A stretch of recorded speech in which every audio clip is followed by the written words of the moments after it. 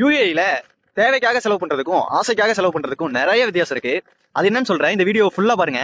யூஏஇக்கு வரணும்னு சொல்ற உங்க ஃப்ரெண்ட்ஸுக்கு இந்த ரீல ஷேர் பண்ணுங்க. நான் இந்த யூஏஇக்கு வந்து 7 மாசம் ஆச்சு. 7 மாசத்துல 3 டைம் ரூம் மாறிட்டேன். ஃபர்ஸ்ட் டைம் இருந்த ரூம்ல எனக்கு 400 கிராம் செலவாச்சு.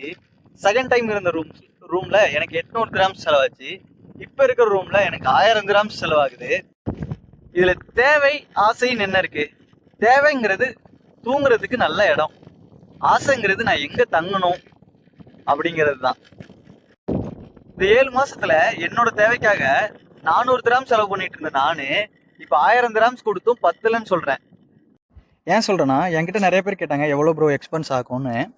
அதான், கம்பெனி ரூம் கொடுத்து ஃபுட்டுக்கு மட்டும் எக்ஸ்பெண்ட் பண்ணி 400 கிராம்ஸ்லையும் சர்வே பண்ணலாம். நீங்கள் ரூம் எடுத்து நீங்களே குக் பண்ணி 1000 கிராம்ஸ் எக்ஸ்பென்ஸ் பண்ணியும் செலவு பண்ணலாம். யூஏஇயில் எக்ஸ்பென்ஸுங்கிறது தேவைக்கும் ஆசைக்கும் டிபெண்ட் பண்ணி தான் இருக்கும். ஸோ உங்களோட எக்ஸ்பென்ஸை நீங்கள் தான் டிசைட் பண்ணணும் எப்படி செலவு பண்ண போகிறீங்கன்னு. கம்மியாக வேணும்னா கம்மியாக செலவு பண்ணலாம், அதிகமாக வேணும்னா அதிகமாக செலவு பண்ணலாம். ஸோ எக்ஸ்பென்ஸுங்கிறது நம்ம கையில் தான் இருக்குது.